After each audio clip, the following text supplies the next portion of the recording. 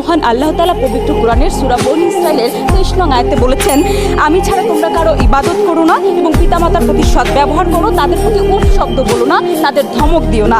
এছাড়াও নবী করিম সাল্লাল্লাহু আলাইহি ওয়াসাল্লাম বলেছেন, পিতামাতাকে কষ্টদানকারী অবাধ্য সন্তান জাহান্নামে প্রবেশ করবে।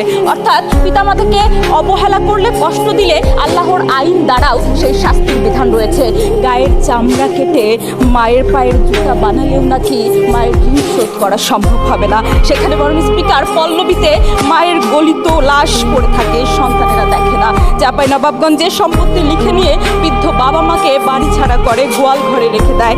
বরগুনায় শতবর্ষী মা বাবা গোয়াল ঘরে থাকে, সন্তানেরা দেখাশোনা করে না। 2020 সালের ঝিনাইদহের শৈলকুপের ঘটনা আমরা সবাই জানি। স্পিকার বৃদ্ধা মাকে বাড়ি থেকে বের করে দেয় সন্তানেরা, মায়ের আশ্রয় হয় গাছতলায়, সন্তানেরা দেখাশোনা করে না। কিন্তু যখন পরে পুলিশ প্রশাসন সন্তানদের ভরণ পোষণ আইনে বাধ্য করে সেই বাবা মাকে সসম্মানে ঘরে ফিরিয়ে নিতে, তখন কিন্তু সন্তানেরা সেটি মেনে নেয়।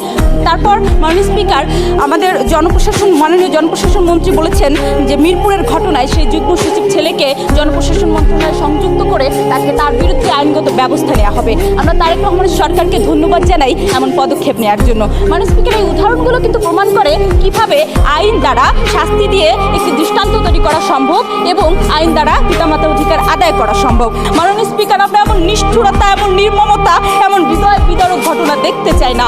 এসবের অবসান ঘটুক, আইনের বাস্তবায়ন হোক, আইন প্রয়োগ করা হোক। তাই মাননীয় স্পিকার, পৃথিবীর সকল বাবা মার হয়ে আপনার কাছে অনুরোধ করছি, আজকের এই প্রস্তাব যেন এই সংসদে গৃহীত হয়। ধন্যবাদ মাননীয় স্পিকার, ধন্যবাদ সকলকে।